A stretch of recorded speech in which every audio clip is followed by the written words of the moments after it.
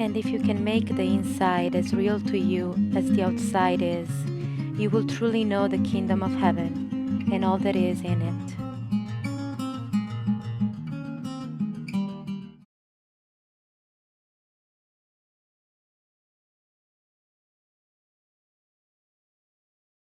Well, I welcome Shannon here today with me. We are going to have a nice conversation together.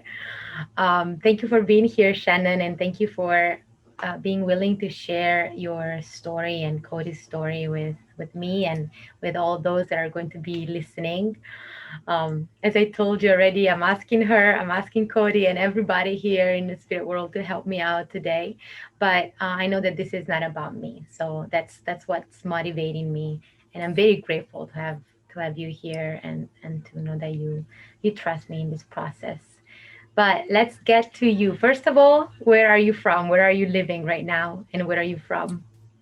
Well, I'm originally from New York, and now I live in Arizona since 2004. Okay. So just to give a little bit of context, we met, I think we met about 1 year and a half ago. I More don't even think it's been that long. really? Yeah, maybe a year, but I don't think so.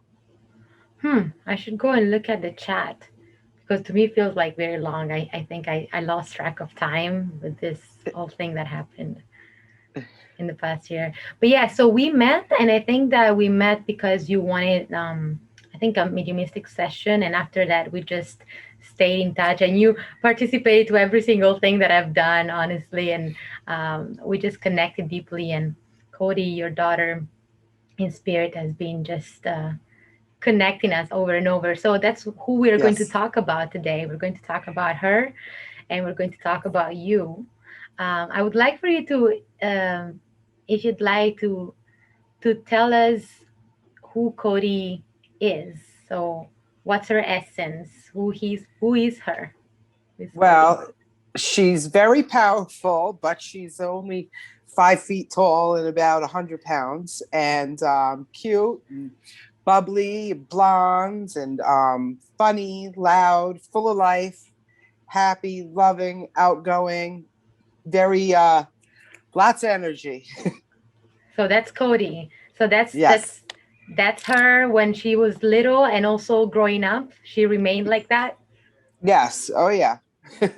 because I remember when she came through, like when I feel her, I just feel as somebody that is very opinionated and somebody that doesn't really, um, not that she doesn't listen, but she goes straight where she wants to go, and uh, she I want to say she's opinionated, but I don't know if that's the right word that I'm Right. looking for here. It's very loud. That's how I feel like her spirit is. Very Yes. determined.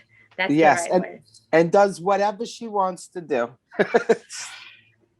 Right. Okay. So I would like for us to talk about a little bit um, the struggles that she had while she was here on Earth, and what happened. If you feel like you remember when she started struggling, and what were those struggles like, and how did you leave those struggles as a mom? Okay. Well, I would say it first started. Well, she always struggled in school. She has a little ADHD, so she wasn't a school person, and always did things that she wanted to do. But I would say she got into using. She was using pills, pain pills, and not from an accident or anything, recreational use. And she really got in with the wrong crowd. And she had this boyfriend that she just loved and loved and loved. And he was doing heroin and he turned her on to it. And from that second that she did it, it was a struggle. And then I started noticing, like, she wasn't that happy, bubbly person anymore. I'm like, what's going on with her? And then, when I was asking her, like, what's going on? And this relationship isn't for you. And she was hooked. Actually, one of her friends came and told me that she was using. And so I went to the drugstore, I bought a test, I tested her, and it came up positive for opiates. And, she tried to tell me it was, oh, it's just a pain pill. I said, no, it's not. And I knew. And we kept her in the house and detoxed her it was like the day before Easter. I found this all out, and I was having a house full of people on Easter. And, so we were like, oh, you're not going anywhere, because she was young enough. She was 16. So, I could keep her grounded, kind of, Mm. right? And it ended up the boyfriend's mother was in the hospital, very sick. And so me and my husband ended up detoxing him too. So I was upstairs with my daughter, and Mark was downstairs with the boyfriend, and we got them detoxed, and they stayed with us, and they didn't leave our site. Like, if I was at work, they were with Mark. If Mark was at work, they were with me. And then they both went off to two separate rehabs. Kody did a 50-day outdoor. She hiked, like, I think it was crazy amount of miles in the outdoors. And basically no toilet paper. They had to cook their own food. They had to make their own silverware. That was her first rehab she went to. It was a whole outdoor hiking thing. That's so interesting. I never heard of that.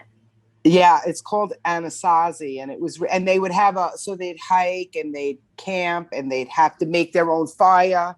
Like, they didn't have a lighter, they had to make their own fire, and they were out in nature, and they would journal. And then once a week, the psychiatrist or the counselor would go out and talk to them and grab letters from her and mail them to me, and bring my letters that I mailed to her. So we had no contact in that 50 days. No phone? No phone, nothing, nothing. I mean, they didn't have a shower. They didn't have toilet paper. She learned what they had rationed food that would come in, and, like beans and potatoes, onions, like powdered milk. And they would make up all these different kinds of foods. And I mean, at the end of the rehab, me and Mark got to spend 2 days there with her, camping, just like she did, and, no water. They had to get these water out of cow tanks and put their chlorine in it and stuff. And so we spent the time with her, and she was like this little chef. She was baking muffins, like, in the dirt, like starting fire by herself. It was really cool.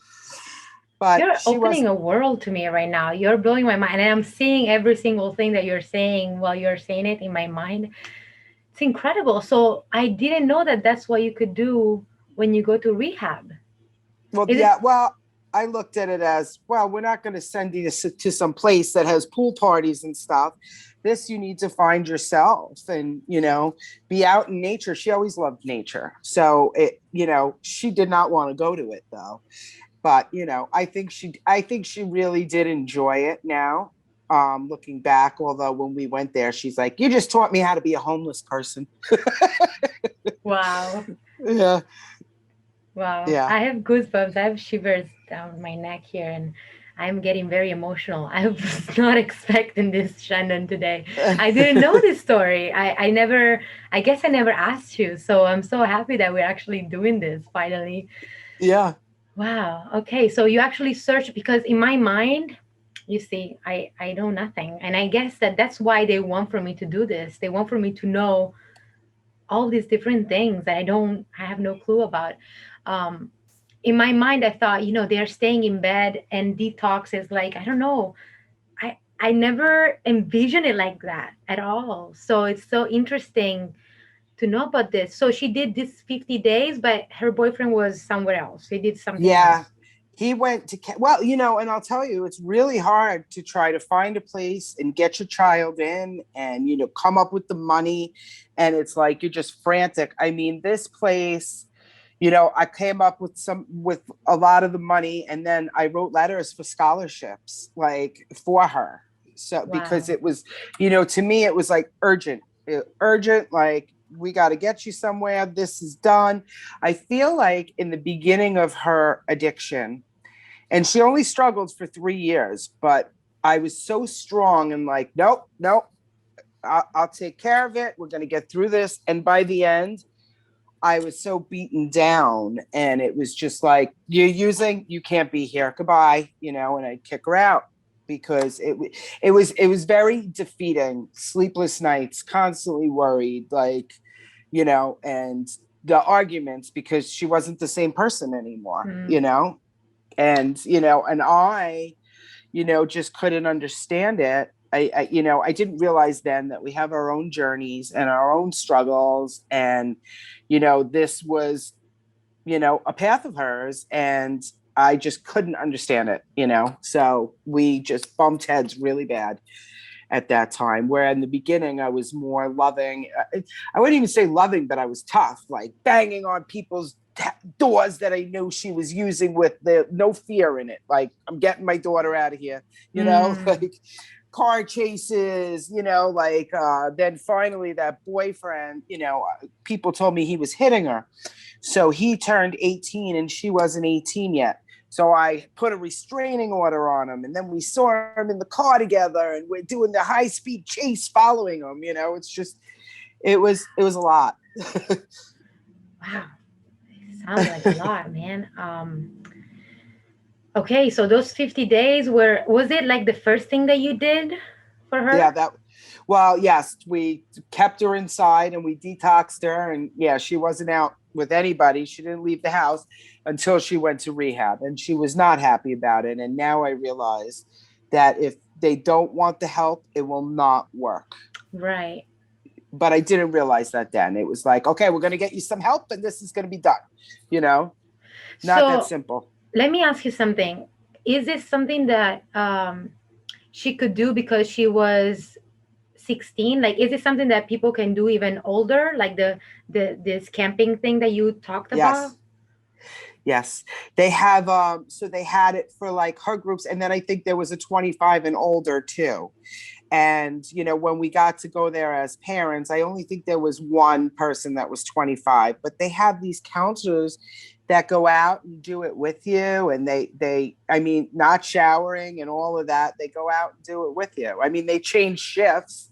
So like one week you'll have these counselors, and the next week with these trail walkers, that's what they call them, trail walkers. So they walk the trail with you, and they watch over you. And, if anything, if you need, I think the first couple of days she was there, she fell hiking. She kind of fell off a cliff and busted her eyebrow open. Yeah. So they had to take her to the hospital and get her stitches. And they take them there, they get them stitched up, and they go right back on the trail. I didn't even get to speak to her. The nurse called me, and I was frantic. And they're like, she's fine. She's fine. She was just begging for food, but we didn't give her any. And I'm like, oh my God. Oh my goodness, why wouldn't they give them food? But anyways, I guess that's part of the, the training. I mean, it sounds very Yeah. strict. It sounds like Very strict. so so let's go back there. So she does this 50 days and then she comes back home.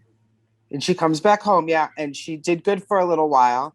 And she had, dropped out of school. So she was like, oh, I'm going to get my GED. And the boyfriend was back too. And he was doing well also.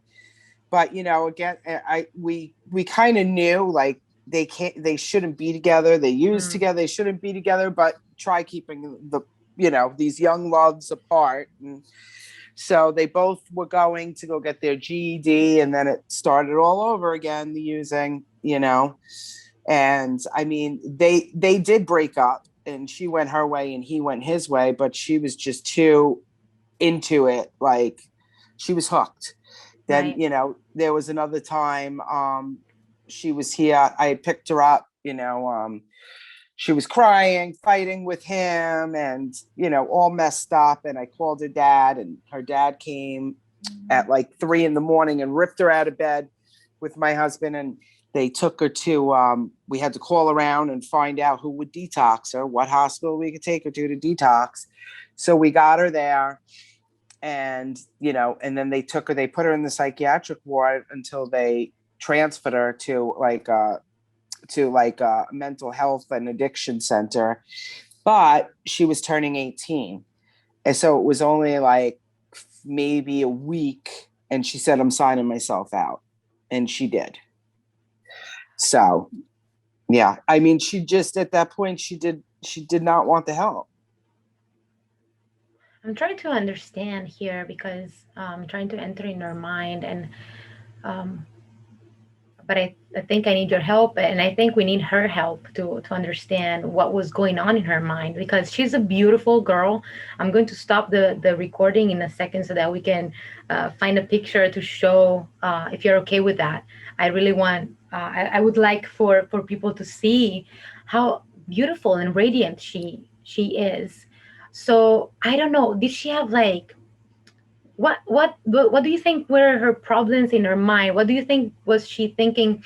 Because I understand that it's recreational what she was doing, but I feel like there might be something. Do you think that it's the, for example, the divorce or something that happened in her life that made her feel like she needed to find pleasure in an external source?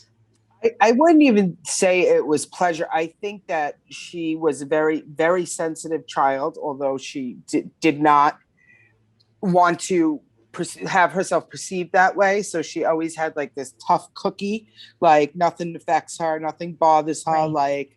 like, she doesn't care, but everything really affected her deeply. And I think with the drugs, like she never felt comfortable to me in her own skin, like, because she did have ADHD and she was always, like futzing around and it was like, I feel like she wasn't comfortable in her own skin, and then those drugs just numbed everything. Right, right. Yeah, as you're saying, it's not pleasure. It's like numbing sensation of her her sensitivity, and I feel that. Yeah, Yeah. Mm-hmm. from my personal experience, I understand that when our mind wants to take over, or the emotions, like if yeah, if we don't have a way to deal with that, we just go directly to something that can numb that instantly. So that makes sense. Yeah. Right. And I guess made her feel amazing, and nothing bothered her, nothing affected her. Everything wasn't so heavy, you know, Hmm. and and then it goes out the window, like, things that they used to care about, like their looks or their social life or anything. Nothing doesn't matter anymore, you Hmm. know. It's gone. I almost feel like it takes away their soul, you know, and it just and I think it messes with the brain too, and they can't Hmm. really think right. And I also think that addicts lie to themselves. Well, I'm fine, I could quit anytime, because she used to tell me that, and she'd say, Mom, the hardest thing for me to do is quit. And I go, no, you've quit like 30 times. It's staying clean. But so they lie to themselves, because otherwise, if you admit there's a problem, then it needs to be fixed, Right, right. you know? That makes sense. Yes. So that was the hardest thing for her, to stay clean, because she was able to get clean many times. But Yes. what I'm thinking about is that I mean I'm not very knowledgeable about heroin in specific, but correct me if I'm wrong. Is it like the effects of it are very short? Is that correct? It's like maybe 20 minutes of the effects of heroin. I I really don't know, like, how long it lasts, or any, I don't know. Hmm. I mean, and I feel like they sleep too. So then she started doing other things where she would do meth, I guess, to stay up, and then do heroin. So there was mixing. Yeah. I heard that a So, lot in people. Like I heard some stories in which they mix, and I'm like, wow. Okay, so do you think that she's ever thought about the fact that she was risking a lot? well, so I look back now, because right before she passed, we had like the best conversation, and I feel like both our souls knew she was going to pass, because she had come over on Friday night, and we had this amazing conversation. And we told her, me and Mark told her how much she was loved, and this was her home, and we couldn't have her here with the drugs. And she said, well, maybe we can look into an outpatient program. Will you help me do that? I don't want to go away, but I'll look into an outpatient program. So this was Friday. We were going to do that on Monday. So we had such a good night Friday. I said, oh, I go, just spend the night. And we watched our stupid shows we used to like those reality shows, and we stayed up late. And then we went to bed, and then she took off the next morning. And then late that Saturday night, she texted me all this stuff saying, you know, I'm feeling really bad about all the things I've said to you. And, I hope you know I don't mean them. And I said, I know you don't mean them. I know it was the drugs talking. It's okay. Like, I forgive you. And, she's like, you're the best. I'm like, you're the best. And then the next day we were going to my grandparents to see my grandma who was in the hospital.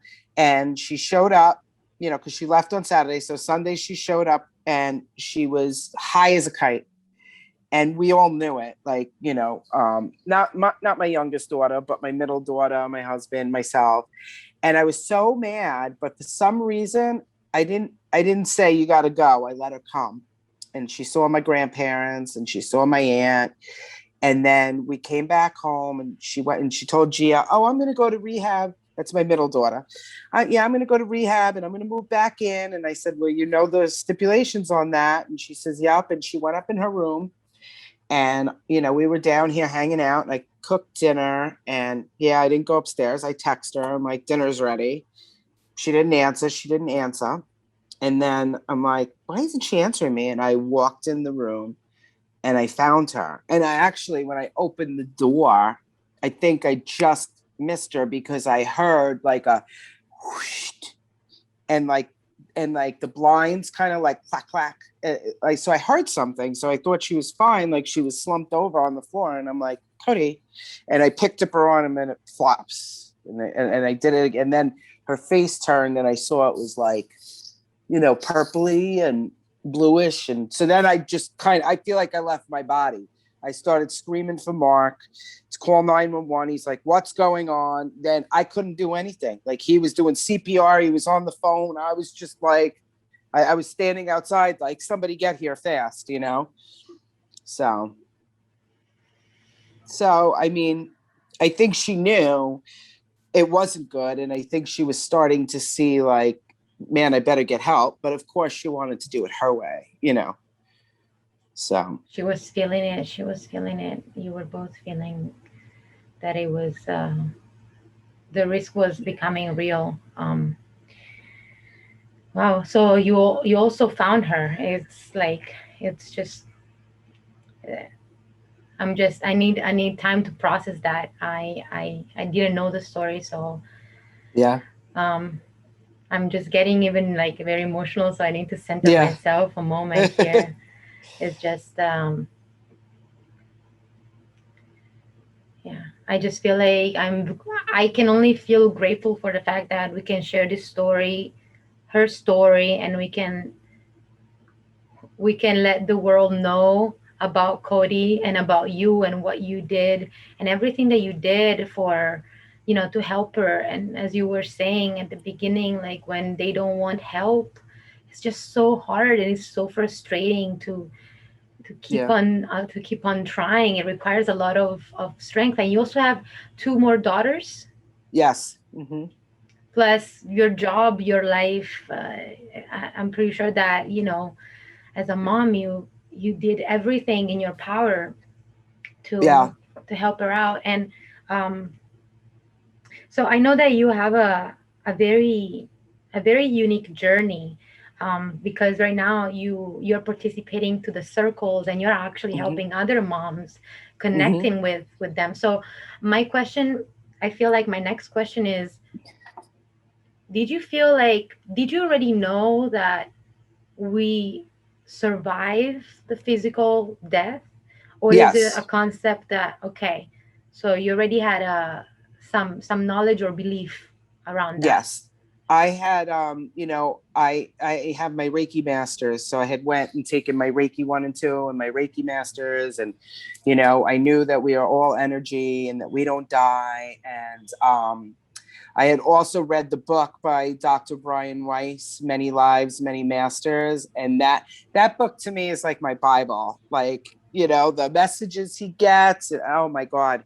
So yes, 100%. I already knew that, there is life after death. We don't die, but you still completely mourn and your whole world is turned upside down, of course. Right, right, right, right, right. Yes. So when were you able to kind of like in the grief that you were feeling, find a space or a way to start connecting with her? And how did you I do that? Did you start thinking about her? Did you journal? What is that you did? I mean, it seems kind of hazy, but my whole world changed. Like, I had bartended for many, many years. That's what I did. I was a bartender. I was like, I can't go back there. I'm done. I'm never going back there. I was a very social person, always out, and I did not want to leave the house. I just wanted to sit in the house and I'll be honest, I think that what really helped me was I honored my feelings. Like I felt like I don't have to explain to anybody why I'm not taking a shower today. Mm, and and I should 100% feel this way. And I feel the more that I sat with those feelings and let them flow instead of trying to suppress them, they move, the feelings move, if that makes sense. mm. And when you try to make yourself do something that you're not ready for and push yourself, it doesn't work.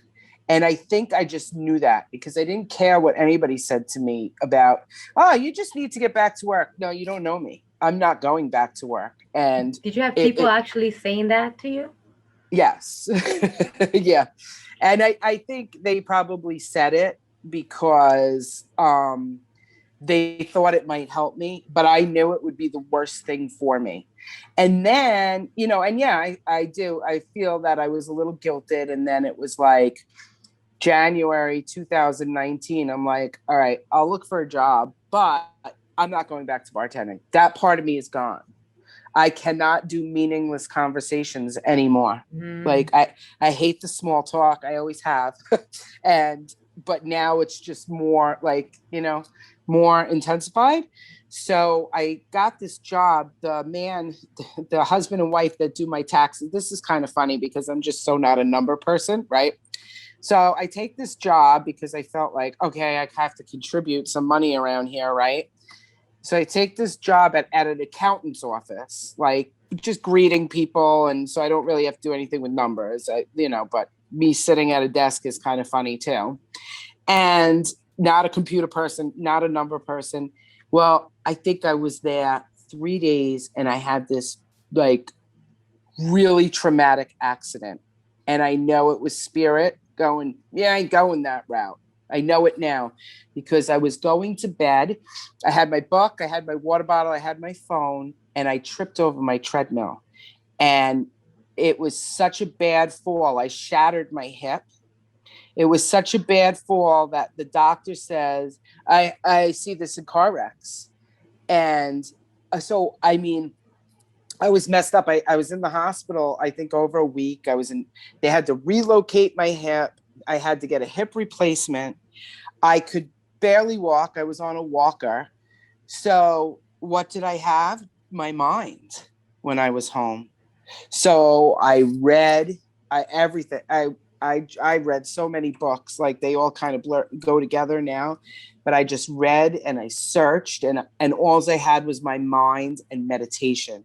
And when I couldn't sleep at night because I had to be in a recliner because I couldn't turn, I would do meditations and just like so I. And what's funny is, so the hip that I shattered, I was complaining about. Like I'd be like, oh, my hip's killing me. It turned out I had arthritis in the hip, right? In my right hip. I didn't have arthritis in my left hip. So they replaced the one I shattered, they replaced the arthritis is gone.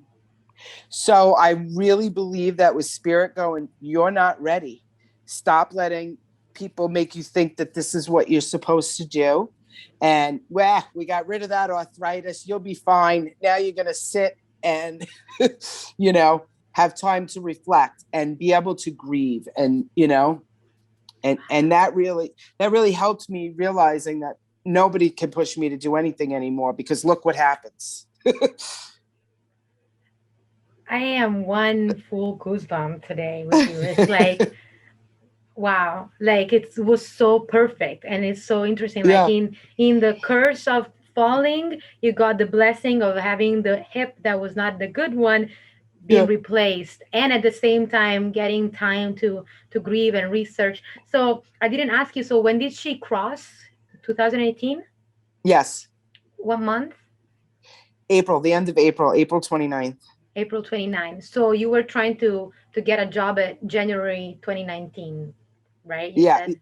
well, yeah, it was the beginning. Yeah, beginning January, 2019. And the only reason why I was like, okay, I'll give this a shot was because it was temporary, just through tax season too. It was January through April, so I'm like, I'll give it a try.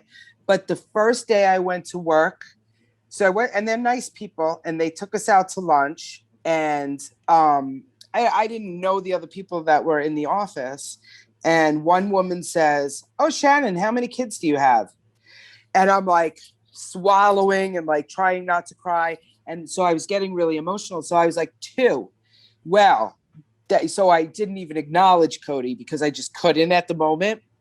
So as soon as I left there, when the day was over, I just bawled and bawled and bawled, and even into the night. And I was like, I don't know if I could do this. But I went back the next day, and the woman, I said, I have to tell you something. And she's like, okay. I go, you asked me how many children I have. I have three.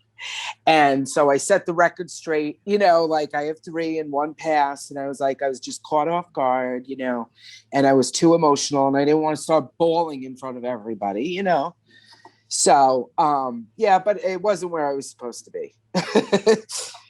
Yeah, it's crazy how like we think we even as you're saying, like even if we know that we continue living, um, we're never really prepared to lose our loved ones, especially our children.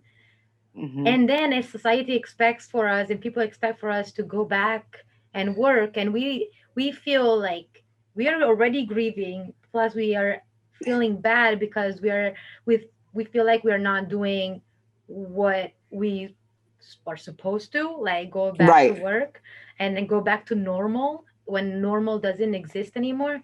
Wow. um Right. Definitely that was spirit telling you like, nope, you gotta.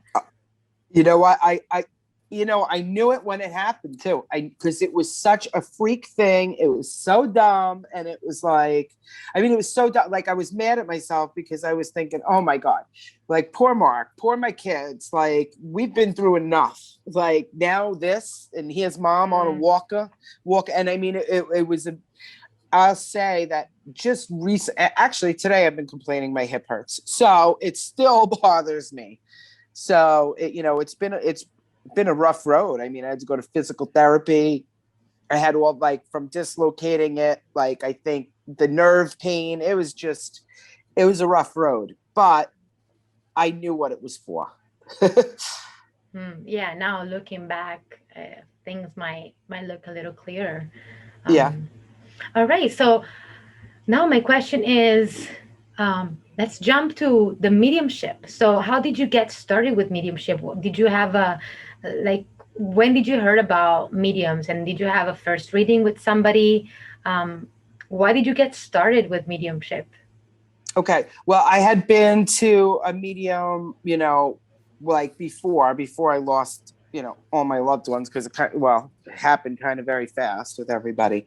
Um, so I had been to a medium before, and I was like, wow, that is just so amazing. Or, you watch that show, the Teresa Caputo show, and you're like, wow, that's so interesting. But, I didn't give it another thought. But then after Kody passed, somebody had put me in touch, told me about helping parents heal, and this group, and I was like, I don't know, we'll see. And then somebody goes, there's a medium there. There's going to be a medium there this Sunday, it was Father's Day. So she passed April 29th. So this was in June. It was going to be Father's Day on a Sunday that they were having a medium. I heard medium, and I'm like, I have to go. So my husband said, no, I can't go. But Kody's dad went, my mom went, my kids went, like, and Wow. yeah, and my ex-husband's mother went. Anyway, this woman, the medium, she was walking by and she got Gia and she's like, oh, you're here for your sister. Oh, and saying it just like Kody would say, my sister, and just gave us this reading. And all of a sudden, like that heaviness that had been so hard on my heart, I felt like I could breathe again. And I was like, okay, yeah, she's here. I know she's here. And now it's like, I'm like, it's kind of like a joke in my head. I said to her, you think you could get rid of me that easy, Kyle? Like, so it was so healing that I was like, no, I have to look more into this. And I read and I studied and I would do like, because I'm not working, right? So I would try to do these little free classes and stuff and anything I could with the mediumship, any show I was told to watch, book, whatever, little practices. And then I met you and took your class. This is such a gift. I'm just feeling. I'm pretty sure that this is Kody because I'm just feeling like all tingly when you're talking, and this is just so amazing. I hope that this give people that are going to watch this hope. To keep on seeking, to keep on honoring their feelings and letting the Yeah. emotions move through their body, and do what they need to do to just grieve the way that they want to, the way that they feel like, so that we can also move forward. Because I feel like this was about 1 year later. You're saying June, Father's Day, so it was about 1 year later. So No, it was only a couple months. So April 29th, she passed. So it wasn't even 2 months. oh, so it was not So June of the next year. It was June of the no, same year. Okay. yes. Yeah. And then I Wow. was just, reading and trying to do these exercises. And, some books that are out there have exercises in them. They'll even Yes. put pictures in them. Like, I mean, I was like doing that. And what's crazy is I like when I first read one book, I did one picture and I was so off. Like, I mean, I said the woman passed from breast cancer and this and that. And she was like, you can go, then you go read the back. And it was like, she passed from like her boyfriend killed her. And I was like, so I didn't do them anymore. And a couple of months ago, I went back, like while you were having your class, and I did them and I was more on, so it was very interesting to see how things just start to work, because I really do believe for every single person that spirit is always with us and we all have the ability, and you just have to tune in. And you know what, this isn't a journey for everybody. A lot of people don't want to do it, and Right. that's 100% fine. They'll be guided to do what they're supposed to do from their loved ones, whether it's opening their own business or making a charity, whatever. They'll be guided where they're supposed to be you Mm, know that's totally true. But my question for you is then, what made you feel like I can do this and I want to do this? At least I want to try to do this. Because I see, when I see you in all the courses and joining and just pushing yourself, even now in circle, knowing that you're dealing with real people, giving readings to real people, just like last night, yeah, that are grieving, that are truly, uh, they want to connect with their loved ones on the other side. What makes you feel like, okay, let me go and do this. I'm going to try. I'm going to do my best. Like, why did you feel like I want to become a medium for others as well? because to me, mediumship is just so healing. And it's not, I mean, for the person getting the reading too, but I feel also for the medium, because we realize how connected we really are. So you realize, when you might dislike somebody, well, maybe they're going through something. I think it opens your heart more, Hmm. realizing how connected we are, and also giving a reading to somebody else that's lost, a child, a mom, whatever. and just seeing the satisfaction from them. I mean, it's healing. It's just all around healing, for everybody. And I feel like it's very healing for the spirit too, because sometimes they need to say something and they need to get something across, or their apology or their love or whatever it is.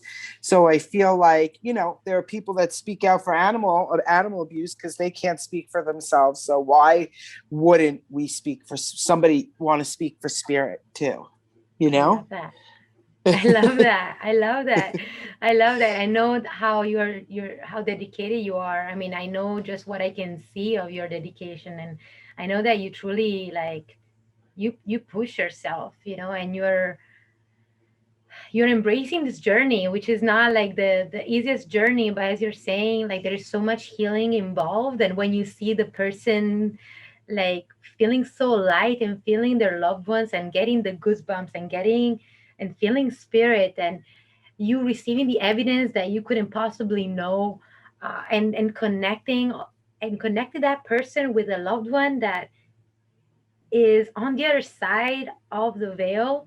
It's just like it's mind blowing. This is the I always feel like this is such a miracle, and it's so beautiful to see how committed you are to this journey and how disciplined you are, no matter like all the things that you're doing in your life and your work and your family, because now you're working, right? You're working with your husband. Yeah, I work with my husband. So yeah, it's his business. I go and I help him. So, but you know what? He doesn't have to pay somebody because he has me helping. And it works. And I have to just enjoy, I wouldn't even say I'm doing this to make money because I know everything always works out. So, you know, but I don't know. I feel like it's a win-win. I don't know. You might ask him and he'd be like, get her out of here, but I don't know. I mean, if you enjoy spending time with your husband or being around him, of course, it's nice Right. to work with him rather than working with somebody that you don't really enjoy being around or you don't know. Um, Right. so how do they know about the fact that you are connecting with spirit and you are connecting other people with spirits, and their loved ones in the spirit world? Do they know about this mediumship stuff that you do? Who like see Your family members. oh yes, my I know your family, yes. mom because your mom came to Circle, Yes. and your Yes. mother-in-law as well. Yes. So you're very And open my about this.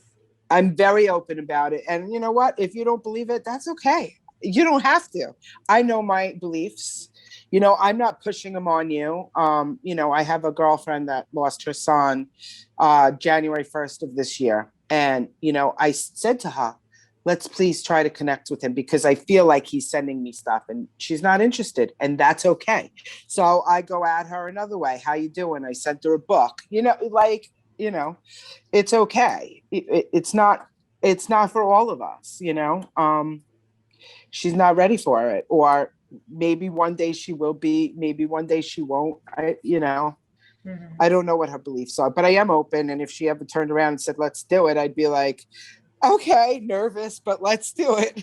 Hmm. you know, And so, you what know. about your husband and your other daughters? How do they feel about it? Do they connect with Kody? Well, honestly, my youngest one who's 12, she'll talk about Kody. She has a lot of Kody's clothes. She has a lot of Kody's things. She likes to go hang out in Kody's room. Um, so, I would say I feel they all connect on their own level. But my daughter Gia, um, they were very, very close. They're closer in age because Gia's 20. And she's still hurting her pathway that we grieve. So, and I feel that she will start coming out in a couple of years. I mean, I think it's really heavy for a young person to deal with it. And I think she's still in the anger stage. Like she's mad, like because they weren't as close anymore when the drugs came in, of course. And she feels like it's your fault. You did it to yourself. And you know what? And I think honestly, I think Kody's like, I'll take it. I love you. I'm gonna keep being there, like for you. And I know that she's with Gia a lot because Kody didn't graduate high school and Kody didn't go to college, and Gia's doing all of those things. So I know she's living that earth life through Gia, Mm. you Mm. know. I love that. Wow, this is so awesome. Thank you so much for sharing all this. I have one last question. Yeah. Um, did you ever go or thought about going to a grief counselor or a therapist, or anybody in your family or any of your daughters felt the need to do that? I had brought it up. So my youngest one, she's funny. I had brought it up and thought about, like, let's take them somewhere. Gia wasn't interested. Um, Carly was like, no, no, but she goes to the nurse.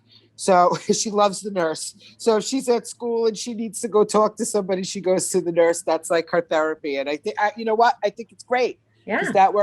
that works for her. And Gia recently said, I might need to go see somebody about Kody because I'm really angry. And then I start bringing things up and she doesn't want to follow through with it. So I'm like, well, when she really wants to follow through with it, you know, she will, or because of, I know I can't push it because that doesn't work. Mm. And, so, but for me, no, I didn't think about that. I'll be honest with you. It did get really dark in the beginning and I was like, I'm going to go get heroin and I'm going to try it. Mm. I'm going to see what is so great about this and I'm going to numb myself. I didn't, but that was definitely a thought that I'm going Mm. to go do this. And it was definitely, I mean, well, my first thing was she's so young. I'm like, she doesn't know anybody over there, which is not true. But that's what we think, right?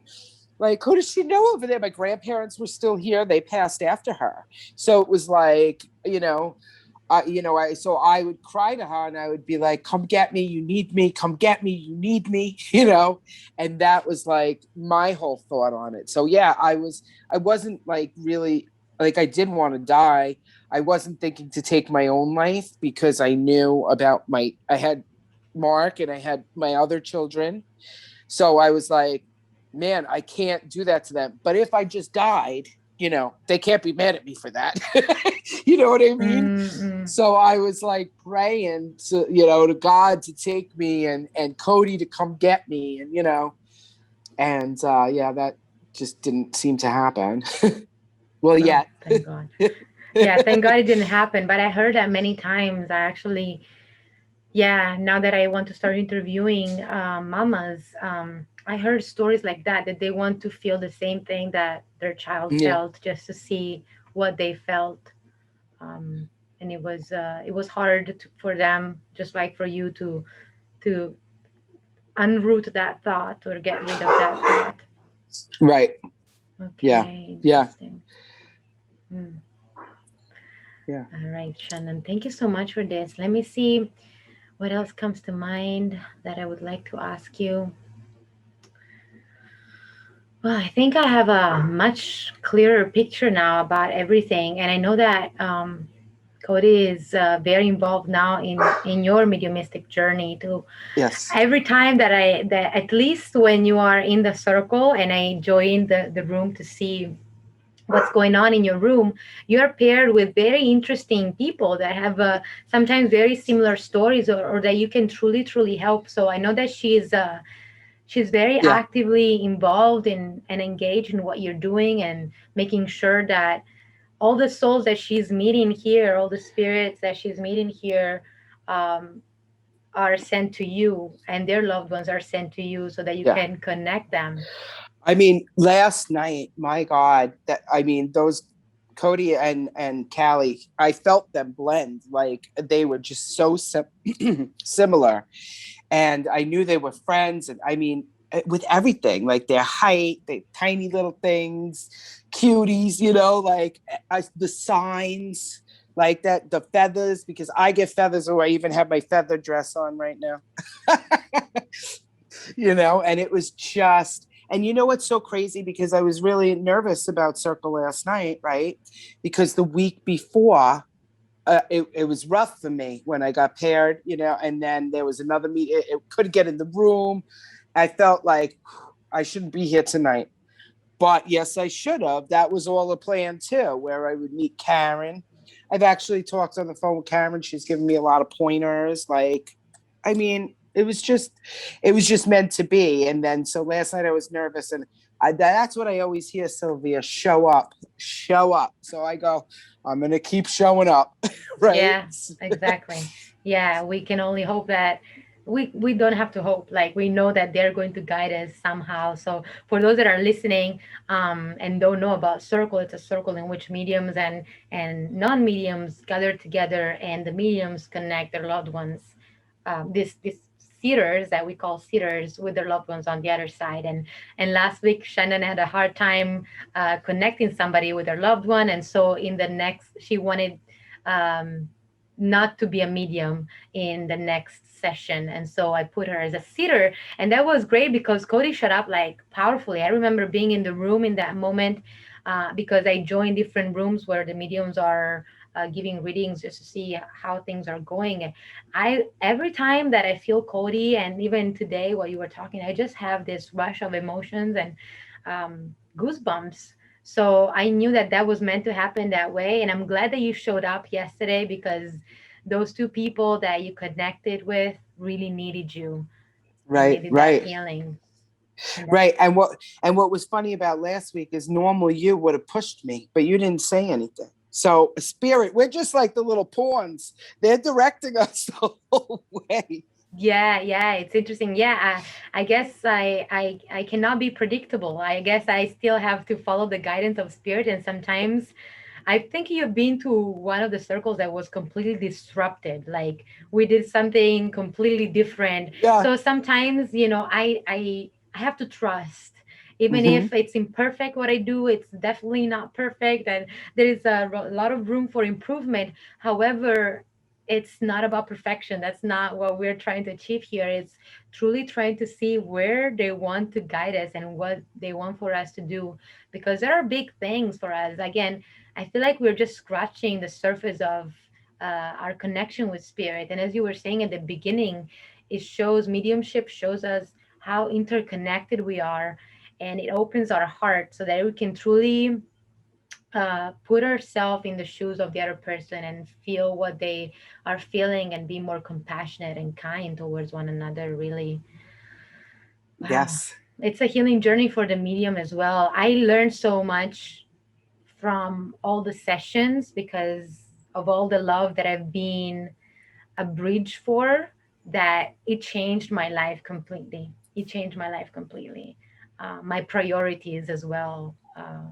And they are teaching me that life needs to be lived at its fullest, and what it means for each one of us means something different, right? Hmm. As you were saying, we honor our loved ones in a different way, we honor life in a different way. There are people that do random acts of kindness for their loved one's birthday in spirit or in heaven. There are people that have a charity. There are people that do mediumship. There are people that do things that we don't even know about, donations. And it's just so beautiful to see how unique we are and how they want for us to make the best out of these temporary moments that we get to spend here on earth before Right. going back home. It's Yeah. truly I agree. magical. It's magical to have their support and their encouragement.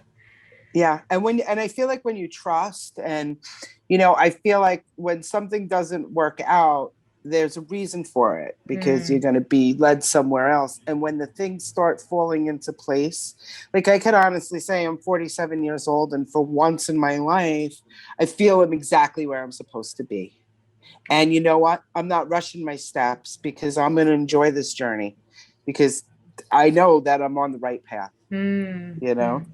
I feel you. Now, after this chat with you, I was very nervous and I've been nervous, as you know. But now Yeah. I'm realizing, man, I'm supposed to do this. I'm supposed Yes. to hear these stories. I'm supposed to share these stories because I had no clue. You know what I Right. mean? I had no clue, and this is just so inspiring. And just now, I want to have another one. Now, I want to interview so many people. I want for everybody to know about these people that are inspired. Now, I understand why Kody pushed me so much, because Kody and Drew were the two main people um, who wanted for me to do this. Right. So I had no clue. Remember, I told you, Yeah. I remember telling you, now I feel like I understand why Cody's showing up so much, because she wanted for me to get started. And it's such an honor for me to get started with you, who are Cody's mom. You know, it's just Right. like, it just blows my mind. I'm like, what agreements did we do before coming here? What contract did we Right. sign uh, to, Totally. to be able to meet, even if Yeah. not in person, like virtually? Somehow we knew that we would have made it, and we would have met, and we would have done this together. Right. Absolutely. Absolutely. And I Yeah. almost feel like, she's kind of pushing for a book. Like I've always been like, I had written and I lost it. I never published it, anything like that. But I had written a long time ago about work, how I work behind the bar, a bartender. And that was going to be the name of the book, Behind Bars. But I never, because there's a lot of fun stories, right? Just crazy stories. But I lost all of that, like when I had to move out of a house real fast years ago. And yeah, I was like, I was over it. But now I'm feeling like, she wants a book with like, what I could like actually interview friends of her with the addiction. And then I could do the mom side and, just the family side. I don't know. That's what I'm kind of feeling that, but we'll see. It's interesting. When you're talking about this, I've done an exercise very similar in order to create a course, in which I basically recorded myself talking about three different topics. Every topic was the title or the headline of a module, and I talked for like 20 minutes for the first module, 20 minutes for the second one, and 20 minutes for the third one. Then the homework of this course that I was attending to be able to create a course was to send all the recordings to somebody that could transcribe everything and send it back to you. So instead of doing that, I downloaded an app where you can talk and it transcribes automatically. And Oh, I was wow. like, I don't know, maybe I'll have 5 pages in total with these three modules that I've done. 37 pages of Wow. stuff that was like, without even like modifying it, adding anything, was 37 pages. So, and that's something that you cannot lose because it's on the cloud, it's Right. online. Mm-hmm. So maybe you could try and do that. If you I don't like typing. I am very judgmental when I start writing, and I have to go over and over. I'm not able to go in the flow. But when I I speak, need I need to write it like that. For me, I always have my book. Like I need gotcha, to write okay. it. I don't know. Yeah, I don't know. Maybe I could talk it. I haven't tried that. Yeah, because for example, today, like all that you said could be put in written form, about what you did with her and how you dealt with it, with the addiction, and everything, like, and those are already going to be like 20 pages, and maybe writing it, all those 20 pages is going to take like Yeah. 2 days. You know what I mean? Right. You Right. can make a mix of two. It's just an idea. It's just an idea that I Yeah. feel like putting out Yeah. there, because I see that I would love to read that, especially. I feel like I feel like you can feel the energy of a person even through a book. Yes. Yes. And you have a 100%. very strong energy, and the story is just beautiful. So I mean, beautiful, you know what I mean? Like, just like, I would read it. I know a friend of mine, and I asked her if she wants to do a class on how to create a book, because it's Yeah. not only like creating it, it's also like everything else, like publishing it, like finding a, all these things that sometimes demotivate us from getting started, because we're like, oh, I don't know what to do next.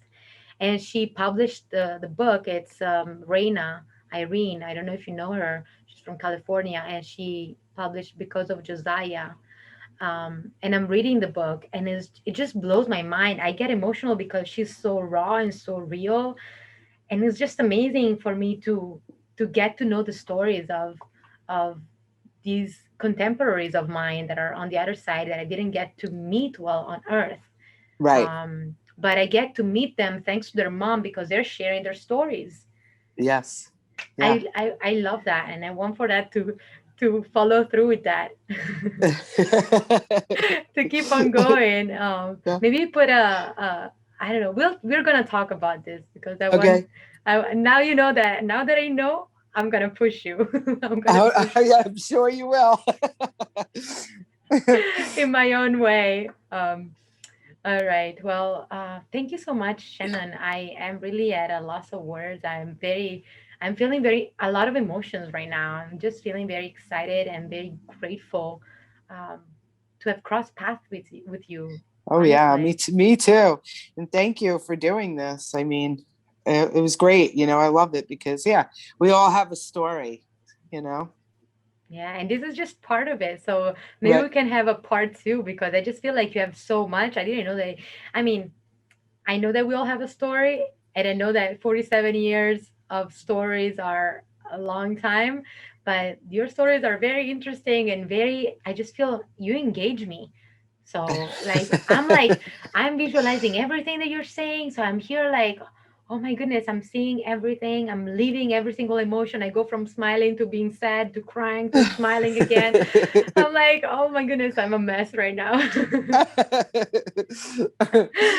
But anyways, oh my goodness, so grateful to you, Shannon. Thank you so much for sharing everything. I thank all those that are going to be listening. um do you have any last words or any last suggestions to the people that are going to be listening to this, who are probably mainly parents or mainly mothers, that might have gone through something similar? Do you have any last my words? my main thing is honor your feelings. Don't let anybody tell you what you should be doing, how you should be acting. That you have to do what feels right to you. So if you want to stay in bed all day and not shower, you'll eventually get up. Honor it because it will pass. But if you keep pushing yourself, I feel we just stifle too much, and I feel then sickness comes, and you know we have to go through the motions, even though grief it's a raw kind of ugly thing, but could turn out beautiful if you just let it flow. Hmm, that's a beautiful message. Thank you so much, Shannon. A big Thank you, hug to you. Sylvia. Yes, Thanks big to hugs. thanks to Kody and for her to Yes. for pushing us here. All Yep. right. All right. All right. God bless Bye. you. Bye, Shannon. I God love you. bless. Love Bye. you. Bye-bye. Bye.